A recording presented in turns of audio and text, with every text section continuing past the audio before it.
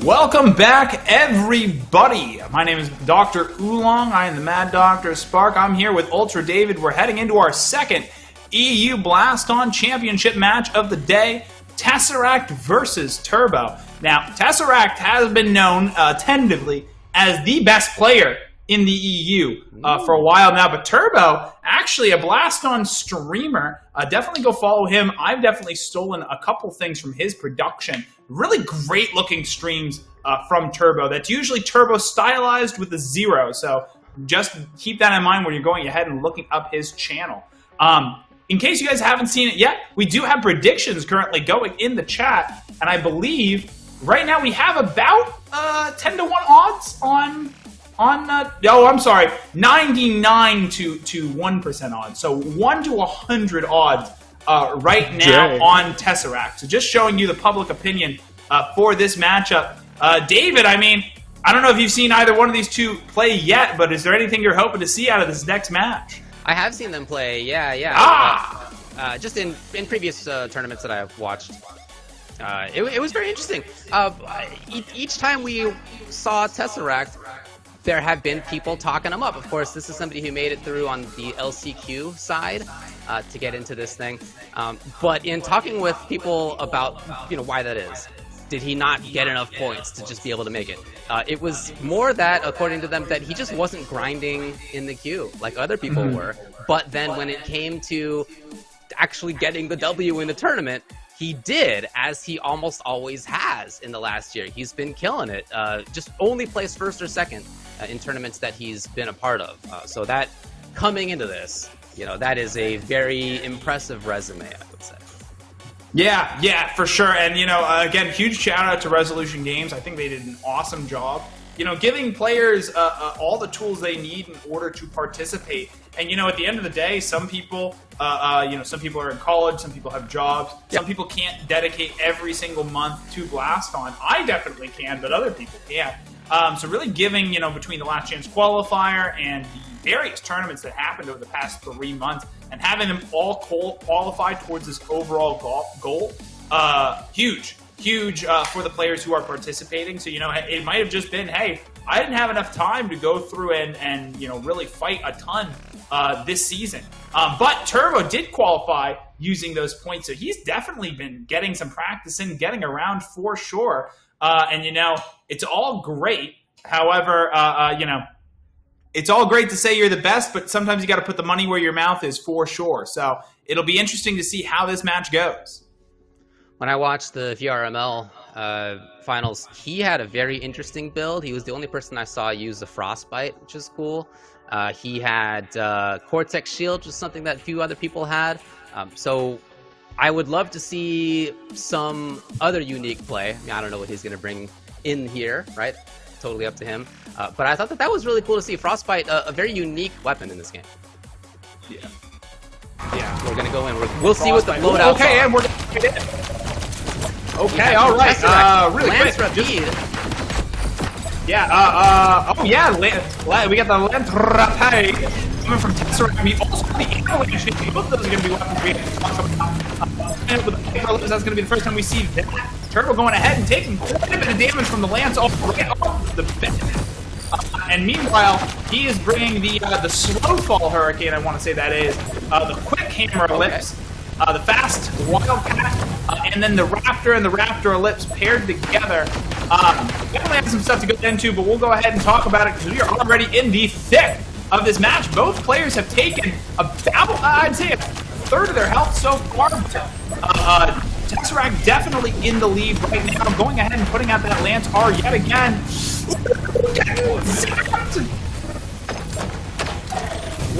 There's a bunch of different weapons. Tesseract didn't bring any low damage dealing weapons at all. Seems like he's going full in as far as the damage is concerned. He's got some high cooldown options in there. That Lance Repeat at 9 seconds is going to take a while to come back. Viper Ellipse at 6 seconds as well. Yeah, and it's an overall cooldown too, so even though, it's only limited to 3 of his weapons, if the Lance R is spawning in, that's going to slow the cooldown of all of his other weapons, so he's definitely going to have to move between, dueling damage and being defensive, and he's going to have to really make those combos count. Turbo's going to take some damage. He gets a hit from the Raptor Ellipse and then from the Lance R. And Tess is going to go ahead and take round 1. Wow, that was a fast end of the match right there. Just in terms of their overall cooldowns, Tesseract is at 27 seconds and Turbo's at 21. Quite different builds coming into this thing. And actually, something to bring up here that I actually didn't realize, so now I'm going to have to talk about it. There is a cooldown limit. If your weapons, total, the ones that are spawned, have more than a 25-second cooldown, no additional weapons will spawn. So actually, Tesseract is currently getting stalled by this build, so we're going to have to see how that plays into everything here. Something else to mention about the Avalanche Navy. Very similar to the Hammer Knight, except when it hits, it creates those little tiny beam cages that turn into damage over time. So it also goes off on Turbo's podium. So you can see here that Tesseract, when he has been firing it off, he's been trying to throw it above Turbo's head. Even if it doesn't hit Turbo, it will go ahead and put hazards onto the podium itself. Might make it a little bit dangerous if he wants to try and dodge underneath the lasers. Raptor Ellipse set up there by Tesseract, and now he's got to wait a little bit. He's got that Viper Ellipse next to him, but he's waiting now.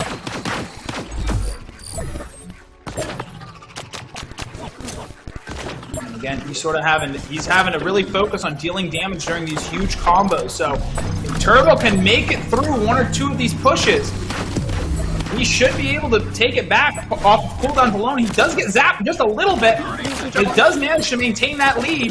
There's that Viper. Ooh, all right. Substantial damage coming in against Tesseract right there, set up on... Oh, Turbo, though! Chunking it down. 19 on the clock for him. Again, he stands up into the laser. Oh, no. Still has the lead right now. And the unfortunate thing here is that Tesseract might not be able to get back that full combo in the last 10 seconds here. We're going to just have to see. 5 seconds left. The Lancer does come out. Any additional damage going to be done? No, and Turbo is going ahead and take round 2. Excellent, excellent match there from Turbo. Really putting the pressure on Tesseract, even when that combo is coming out. That's going to be important because even though Tesseract has a very high cooldown combo, he still has to have the proper setup and the lack of pressure in order to actually land it. Those lasers have so consistently forced Turbo down to crouch. Tesseract then trying to knock them on the noggin with stuff, set up things there. Forcing a lot of movement out of Turbo. That man has already done his squats for the day. Yeah, I think to some degree too that if you don't need to move, not moving might actually be a better option, especially when there's lasers on the field. Your hands are hitboxes, your shoulders are hitboxes, so even if you don't feel like you're in the path of a laser, it could still definitely land, and I mean, for the Lance R specifically, even a second of it landing can do a massive amount of damage. I believe it's going to be 7 damage a tick compared to the Lance's 5, so about 15 damage a second. And that's just on one laser. The lasers also stick around for longer than the normal Lance, and they can. The reload time, which is the time between shots, is also low. Okay, setting up in that triangle motion, really fencing off a whole bunch of the play area. Turbo takes 10 damage from the Raptor Ellipse, but it's certainly less damage than he would have taken from stepping into the nade or stepping into the Lance. Viper there trying to snap. You can see it fling away. That curving bullet. The tiny, you can barely see it on screen. Small red bullet. Keep an eye for that. Yeah. A ton of damage. Yup. Yeah, and when you're in game and you're trying to discern the tiny red bullet from the field of yellow bullets that are heading towards your play area, again, definitely making it look easy. I think Turbo went ahead and stepped out of bounds a little bit there. He went ahead and took some damage, but managed to do some damage to Tesseract there as well. Tesseract is now in the red. Oh, but so is Turbo! Survive. And he does. Game number 1 goes to Turbo. Yeah, his decision to step forward was crucial. Not only did he take some damage, which was big, but he dealt even more damage versus Tesseract. Yeah. And then that, as you could see, he ended up closing it out just barely, but really in strength, in part because of the strength of that forward movement that he brought out. Yeah, it's a dangerous game going to the front of your podium. I think definitely in that matchup he had more benefits than risks there, especially when you're heading into a lance either way, right? It's going to hit you whether you're at the back of the podium or the front of the podium.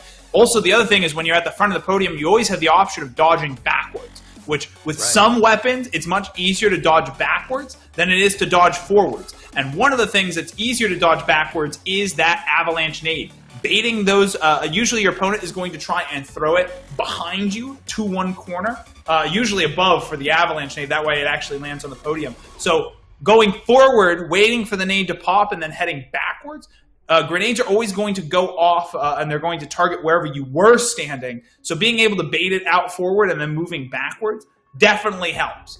And, you know, everything there, you know, if he could dodge one combo from Tesseract there, that pretty much secured him the round. And I think doing that, you know, 2 out of 3 times was definitely some good plays from him. Yeah, very interesting strategy, very interesting combo of stuff. Again, you could see, as we talked about, big differences in their loadouts in that round.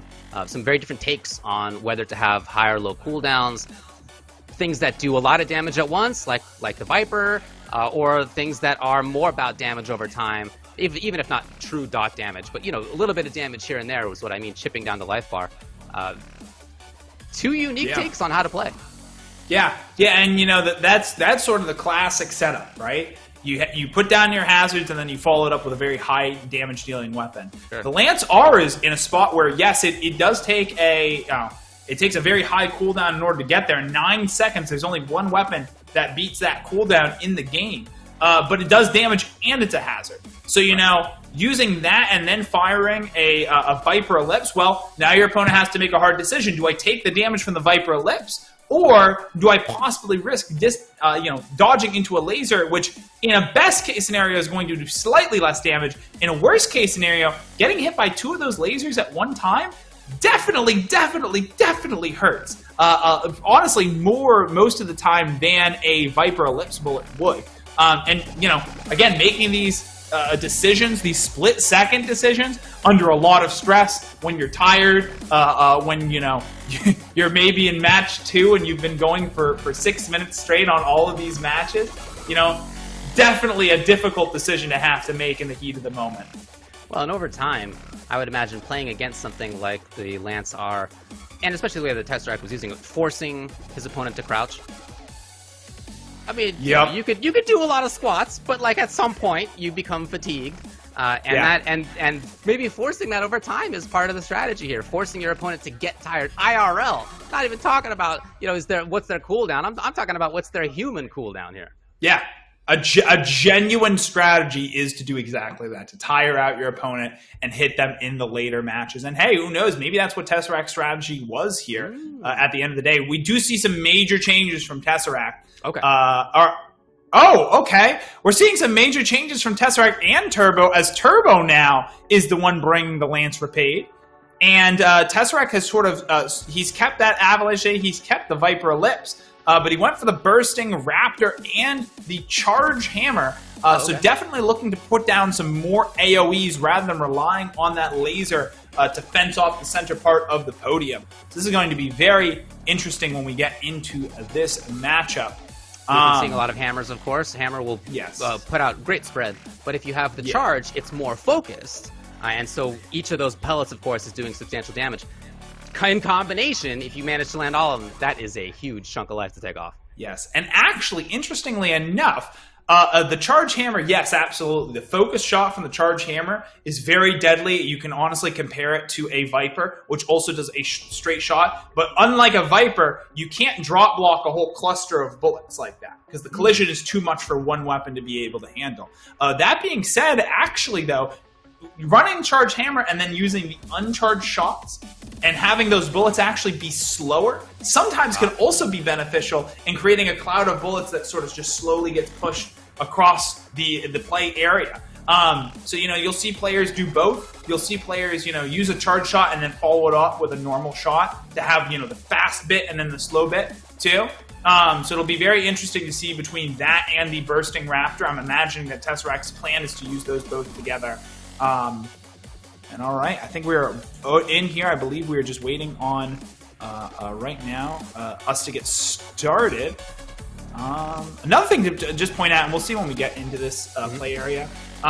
So, players, as far as customization is concerned, players get their own avatars that they can select from a pool. They can also select skins for those avatars. So actually, I believe Tesseract's skin, I don't believe Tesseract's skin actually is the one from the campaign mode, which all the skins in the campaign mode are available usually. Turbo's skin is actually one that came out very recently. Totally not the Easter update. Totally not an Easter bunny for sure. Okay. But I just have to say to Resolution Games, I love this arena. I don't run this arena usually. They came out with a Western one that I usually run. But trust me, when you get into here, the spectator client does do it a lot of justice. It's like smoky, you're putting in an alleyway.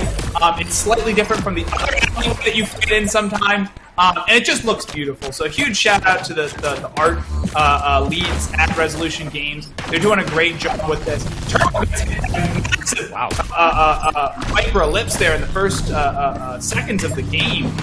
It's going to be a fight for him to be coming back here. See his own Lance Rapides there, taking off a chunk of the screen. As far as Tesseract, as we were talking about, it's the only change for his side is that he no longer has that Lance R. Yeah. So again, it's going to weigh down, but just because you run a weapon also doesn't necessarily mean that you have to use it. And if Turbo decides that he doesn't want to use that Lance R, that no longer affects the cooldown of any of his other weapons if it doesn't have to spawn. Right. So, you know, another option that Turbo has available to him as far as using that weapon. You can see that Tesseract is trying to throw that avalanche nade above Turbo, trying to get landed on the podium. But Turbo's actually been doing a great job at baiting it to one side, preventing it from being used on the side of the podium. There he goes again. Turbo. Looking for some shots, but man, with 20 seconds left, it's been really hard for him to actually find some damage. Ooh, we're going to see some juggling. Nothing to see here, folks. Just a little bit of juggling. A bunch coming at Turbo right there. He manages to evade all of it. Yep, and in the last 10 seconds, unfortunately, I don't think that it's going to be enough. We're going to see here.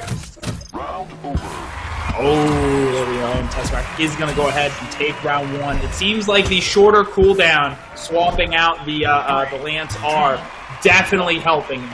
Definitely helping. Ooh, okay! Turbo getting some shots off. I believe that was a Luma shot right at the front of the match. Rapides coming in there. Some damage on Turbo.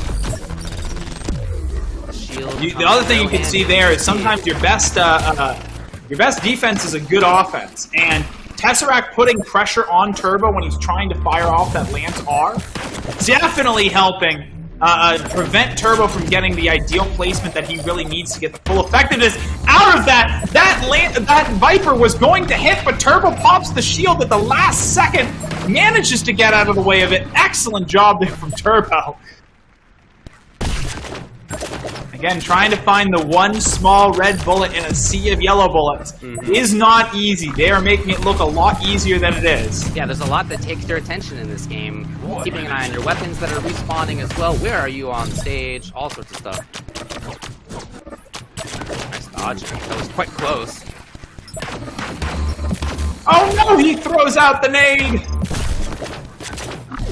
F's in chat for that nade. That was going to be beautiful, I knew it. Again, dodging well. Oh no, he steps out of bounds again! Yes. Oh! The greed was too much for him. 30 seconds left on the clock. Oh no, he does it again. Why does it keep happening to him? He's got to reset that play area. Nade coming at him as well. He's in big trouble. 19 on the clock. He's got to find big damage and fast. Yep, and with that Lance R being sent off, I don't think he's going to be able to get it. 10 seconds left on the clock. Tesseract just evading, and he knows it's time to play D. He does. That shield came in big there. He's got the Viper. Tries to swing it on. Oh, the unfortunate thing is that was a really, really clean round there from Turbo. unfortunately, that out-of-bounds damage is deadly. Right. They really do not want you stepping out of bounds in Blaston, which is understandable, right? We've seen so much about how your positioning on your podium matters so much, especially when you're using weapons with extended barrels like the Viper. You know, being able to get to the front of the podium and possibly go over, if that was not punished, you'd see players using that along the lines of an exploit. So it's unfortunate to see, but that was really, really well played there from Turb0. And we are now sitting at 1-1, going into another weapon swap. So, David, you've seen a lot of weapons out here so far. What do you think we're going to see from Turb0? I mean, I like the idea from both of these players of switching things up. And really in just a couple of ways, right? We talked about how Tesseract's only change was to go from the Lancer to then bringing in the hammer. Turb0 brought in a couple of changes on that one as well. He went from Hurricane to Luma, for example. So the chance of, rather than just setting things up, he could get significant damage pretty quickly with the Luma. So just some different styles in there. Again, very interesting to see the difference in strategies that are available. The difference in viable loadouts has been really cool to watch so far, even in just these several games that we've had, not just in this match, but in the previous one. We've seen a lot of different takes on this. Yeah, absolutely. And, you know, Turb0 even bringing out that Lancer. I don't think he's going to bring it anymore. I think he mostly just brought it because Tess brought it. Okay. But, you know, seeing these two switch back down and sort of switch down their gears into lower cooldown builds, I think that's definitely what we're going to see from Turb0. Either that or heading in the opposite direction, swapping out the Lance R for something that's still bulky but maybe a little bit less bulky, something like a Hammer Ellipse. Definitely could be helping just to keep that pressure up. Again, swarm his play area with a whole bunch of bullets and just punish movement. A lot of Blaston is just punishing movement and then going in with very high damage dealing weapons and forcing. You know, the Lance R from both these players, that was the intended use, but when you're having to invest so much cooldown in those sorts of weapons, it's not always worth its cost. I could see that, yeah. And in terms of their overall cooldown, how many resources are they using is kind of a way to think about that. At the start, Tesseract with 27 seconds and Turb0 with 21, and then it flipped. Tesseract had 21 seconds in the second game, and Turb0 was up at 25. So again, they really switched things around. I mean, both of them, of course, keeping fast options, Raptors and the like, things that are speedy, Wildcats, only 3 seconds on cooldown, stuff like that. But yeah, having that bigger option as well. We're going to go into the game and see what changes are, if any. Yep. All right, and we are seeing that change come out from Turb0 to that Hammer Ellipse. Hammer Ellipse. It also looks like Tesseract has dropped the pretty much completely changed his build, and we're seeing something that's honestly a lot more standard for him, which is running the double Viper. Double Viper, Hammer Ellipse, and the double Raptor. The Raptor Ellipse and the normal Raptor. That's going to be a very well-balanced build. Sort of the Raptor and the Raptor Ellipse sort of being your defensive options here. Your double Viper being your high damage dealing options. And then, of course, Hammer Ellipse just kind of being the thing that puts down a lot of bullets on the podium and punishes your opponent for moving. Yeah, being able to set up their movement, force them into bad positions, and then capitalize with things like the Viper. Set it up right there. We're looking at it come. The one thing I will say that gives Turb0 a benefit here, as I mentioned before, Turbo's a fairly, I mean, both these players are really long-standing in the community, but this is a fairly well-versed build.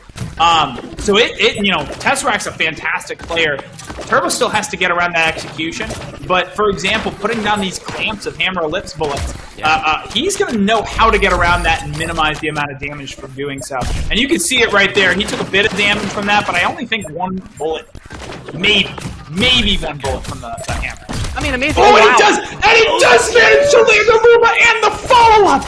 25 seconds left of the clock, and now the pressure is going to be on Tesseract to get it back. He does manage to get some of that combo. Oh, no! The Viper shot lands! Oh, you hate to see it. Now it's going to be back on Turb0. He does have enough for one more combo here in these last 10 seconds. He has to make it count. Tesseract just trying to dodge it out, and mission accomplished. They both had such amazing series there. Tesseract went literally a minute and a half without taking almost any damage, like 1 or 2 bits of damage, and then suddenly chunked way down, but then he managed to battle back himself. That final 30 seconds was a blitz. Yep, and that's what we were talking about before too, right? These high damage dealing weapons, you know, maybe most of the time you're only using them to force movement, but when they do land, it can change the course of an entire match. And, you know, Tesseract is good enough at dodging that, you know, landing one Viper shot and then just kind of sitting on it is an absolutely viable strategy for him. At this level of play, that's sometimes the strategy you have to go with, is getting that early lead and then just sitting on it. Here comes the setup. Aegis Shield doing a bit of work. Luma's in play for Turbo there, trying to find something going. Really not a whole lot. Moving forward to the front of the stage there was Tesseract, trying to find the hit on the Viper D. Yep, and the unfortunate thing about using both those Vipers at once, usually you want to be setting up something like the Hammer Ellipse beforehand. That way, you know, all of your bullets are hitting at the same time. If you go right to using the double Viper, oh my goodness! Nailed it! Oh, well, I guess that's one of the things you can also get using the double Viper. Yeah, right, He's getting double Viper shots off on your opponent and doing more than half of their health at once. Turbo's not giving up, though, landing 2 of those Luma shots himself. Certainly getting things closer. Tesseract stepping off the back of his podium. It's a back-and-forth match here, heading in the last 30 seconds. Oof. But Tesseract is going to head and take game 3. Okay, 2-1 Tesseract. Oof, ouchie, ow. Yeah, I mean, again, in both of those rounds, they both had series that were big damage all of a sudden. But yeah, you could see the benefit of having a couple of Vipers. Yeah, it was really a big part of why Tesseract got that. And when you're at the skill level that Tesseract is as well, you know, again, standing at the front of his podium, really minimizing the distance as much as possible between the barrel of his gun and his opponent's face. And when Turbo's sitting at the front of his play area, you know, maybe you only get half a second to react. You know, hey, you might end up dodging right into your other Viper bullet too. So. You know, it's very hard to be able to say when it's a benefit and when it's actually hurting your overall build. But I mean, hey, if it hits, it's working. So there you go. I can have all the meta commentary that I want, but if it hits, it hits. If you just happen to be like the best shot, you know, good. There you go. You can get big damage. And again, it's not easy to fling around these ellipse weapons. Viper Ellipse, in particular, very hard to get exact spots, right? You see how small the bullets are. You could see them fling around the stage. And in order to get that, right, you have to have very precise movement with your hand as you're flinging it around, as you're swinging it around, and then release it at the right time, pull it at the right time, all sorts of tech that's involved with making sure that the ellipse weapons fire off at the right spot. But if you can get that in combination with the other Viper, yeah, that is a lot of damage you have on deck. Yeah, absolutely. And yeah, that's also a good point to bring up too. All of the ellipse weapons, their trajectory is determined by the actual like, angle that the players are putting on them. Yeah. You know, sort of like a whip crack to some degree. They're usually flicking the wrist and then using that to set up their curve. Yeah. And yeah, like you said, it's, you know, he's making it look easy, but that takes, you know, years of practice to be able to get that good with that sort of weapon. And, you know, the other thing too is that, you know, he timed it in such a way that Turbo really didn't have an answer to the pressure that he was willing to put down. You know, if he was firing back with even something like a Raptor, you know, or something that could maybe absorb 1 or 2 of those Viper bullets, that definitely helps in the long run. Even running a Lance and sort of just forcing your opponent to think about where they're standing on their play area and not just stand at the very tip, that can help dissuade that sort of aggression.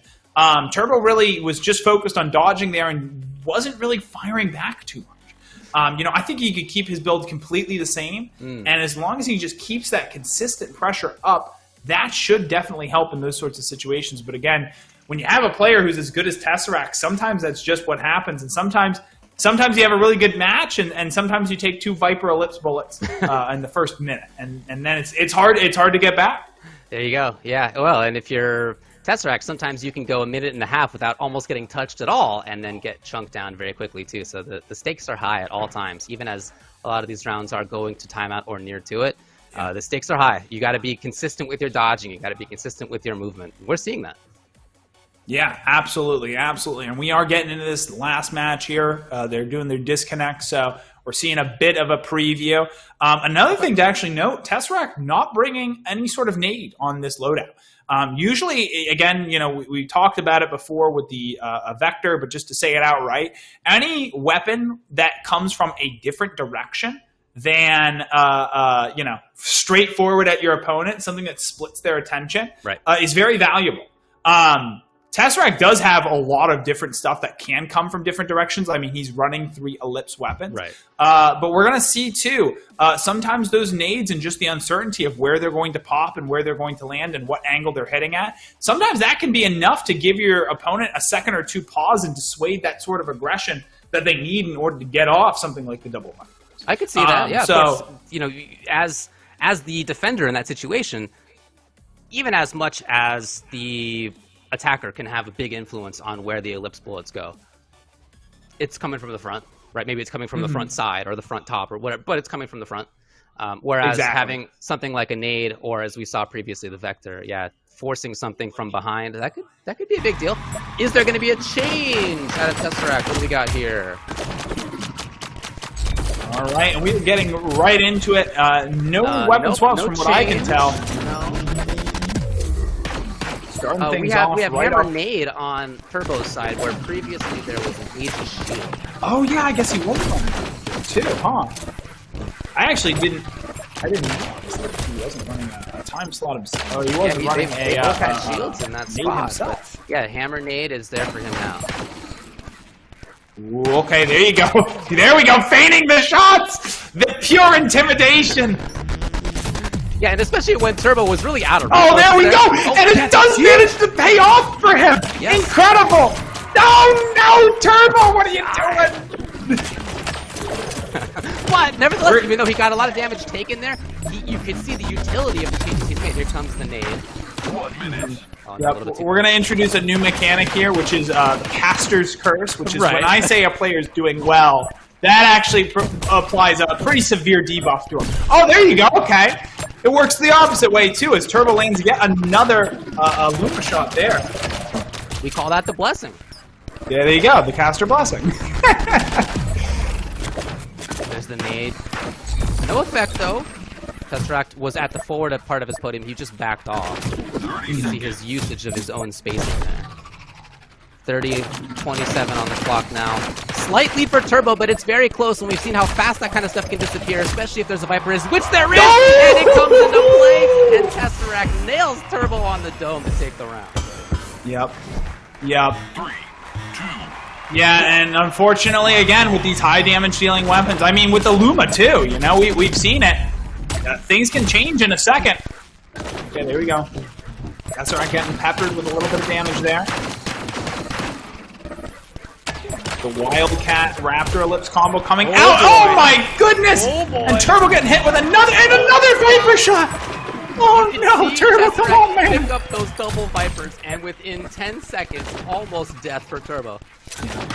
And I mean, the morale, you can see it right now on Turbo's virtual reality face. Yeah. It's hard to take 60 damage like that and keep going. Yep, and he does. And that is going to be the set for Tesseract. Good game. Tesseract, look, very highly rated coming into this, as we talked about before. This is somebody who's been making grand finals very consistently in everything he enters. And so I think everybody expects him to make a deep run. He is managing to make that happen there as he takes the W over Turbo. Yeah, absolutely. And again, everyone's the best until they aren't, right? And Turbo did show that he could go toe-to-toe with Tesseract, but again, it's very hard to take 2 Viper Ellipse bullets and keep going, or 2 Viper bullets and keep going. 60 damage, you only get 100 health in Blaston. Right. 60 damage is more than half of your health bar. And when most of these matches, anyways, we're going to that full 6-minute mark. Best of 3 matches, each match taking 2 minutes. It's hard to go ahead and take that much damage and keep going after the fact. So very well played to Turbo.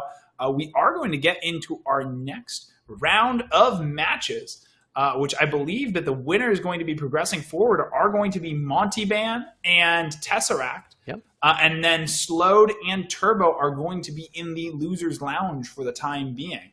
Correct. So that's definitely a matchup I'm super excited for. Slowed and Turbo, I feel like that really could go either way.